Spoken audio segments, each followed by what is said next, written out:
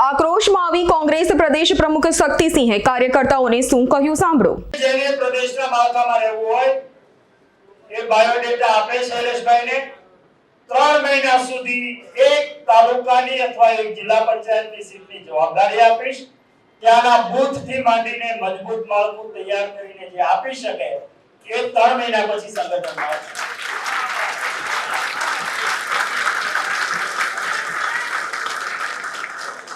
बाकी कोई बायोडेटा आपवा आवता नहीं, कोई नेतानो लेटर लावता नहीं, कोईनी भलामण लावता नहीं।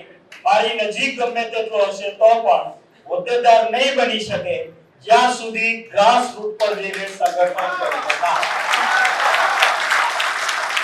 મંજૂર છે? મંજૂર છે? કોંગ્રેસ પાર્ટી! કોંગ્રેસ પાર્ટી!